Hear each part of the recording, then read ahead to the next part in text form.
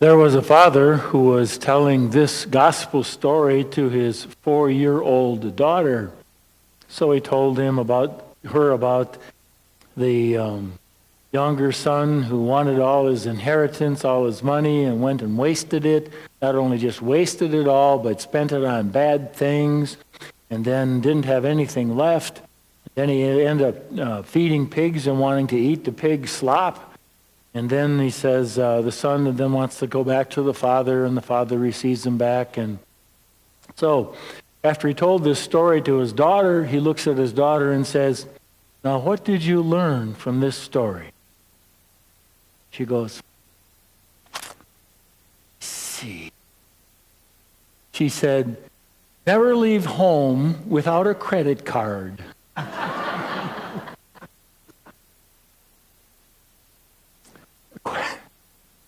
Question for us might be, what do we learn from this story as adults? Now really, I'd like to sit down with each of you and say, what did you learn? But it's impossible to do that. So I'll just mention a few learnings myself.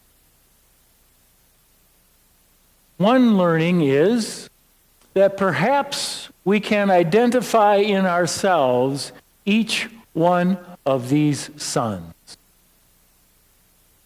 That we can be like the younger one. I want it, and I want it now. And I don't care who I hurt, I just want it. Give me, gimme, gimme. There's no delay of gratification. There's no discipline in the life. It's like, I want to eat everything. I want to drink everything. I want it. I just want it all. And I don't care who I hurt. Or, it's like, I'm really angry, and I'm just going to tell you about it. That's how it is. I'm really honest, and then you just pour out your anger at somebody else because you think it's going to feel good for you, for me.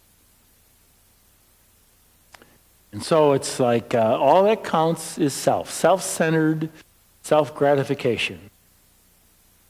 And if we're wise enough, maybe we can identify ourselves that sometimes we do that.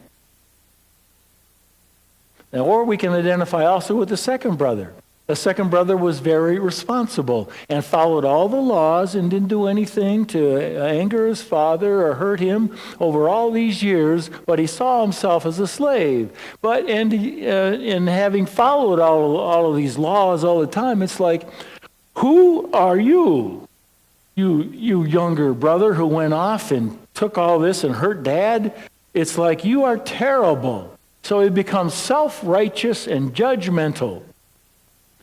And in doing that, he wants nothing to do with the brother. And therefore, when he sees his father welcome him back, he walks out of the father's house as well. So he kind of gets it, This one belongs to Dad, then I'm out of here too. Separates himself from the God figure.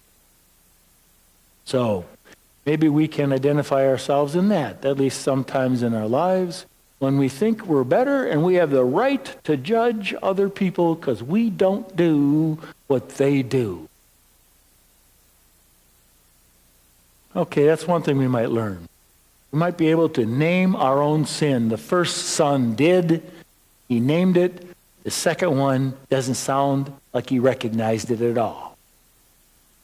Second thing we might learn is that there's a possibility we can come to our senses when we get lost in life. I love that passage, the little passage in the gospel today, where it says, and he came to his senses. How many times have we come to our senses in life? And maybe we still need to come to our senses. What brings us there? Well, one thing might be misery.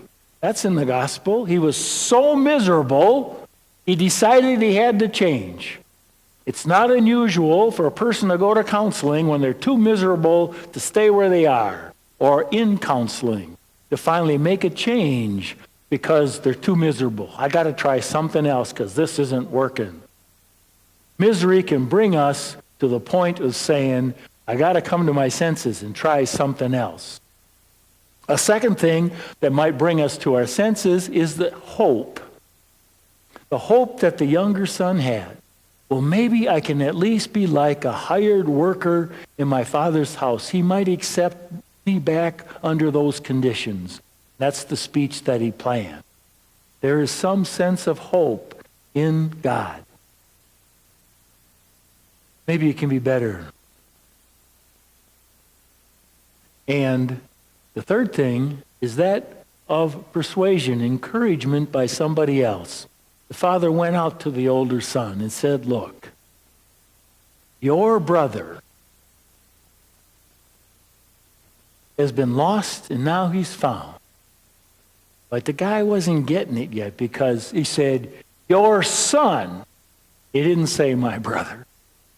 He still separated himself from that, and by the end of the story, we don't know what he's going to do. He's still separated from God because he's out there to judge other people. And when we do that, we find ourselves not only at odds with one another, find ourselves outside of God's house because we put ourselves there. That's the second thing we can learn, that we need to come to our senses. Where in our lives might we now still need to come to our senses? But the third thing we can learn is even more important. The third thing, and the most important thing about this gospel, is what we learn about God. That no matter where we've been, God is out looking for us. He was looking for that younger son, just kind of hoping and waiting, like a parent would long for and look for their lost child. Just let that sink in for a while. You lost a child. What's that going to feel like? That's where God is. No matter where somebody's been or what they've done, God is out looking for us to bring us back. Whether we are the ones or the selfish, self-centered ones, or in another way self-centered, are the self-righteous ones. God's out to bring us back. Values us all. So there's a way we can look at this. This is a $20 bill. Fresh, crispy $20 bill. Who wants it? All right, good.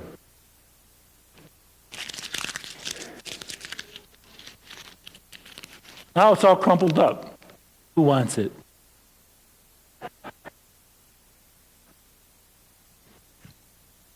All right.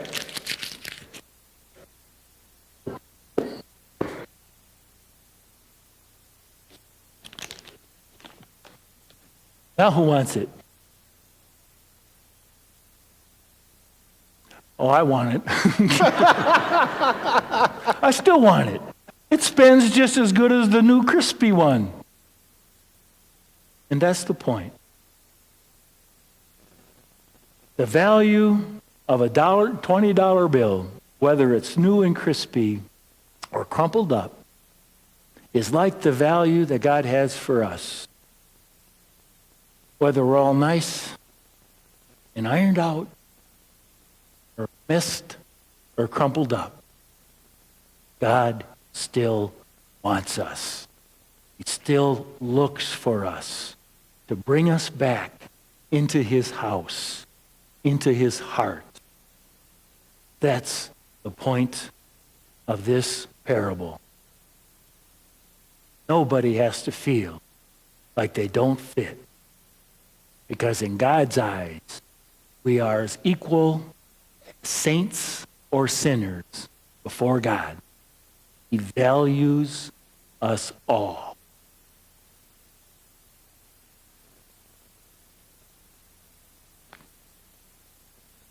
So, what is it in our lives that needs to be straightened out? Where do we need to come to our senses and return to God the Father? And or return to someone that we know? Because we need to see that we all belong to God and are valued in His sight. And we need to know that we all belong to one another.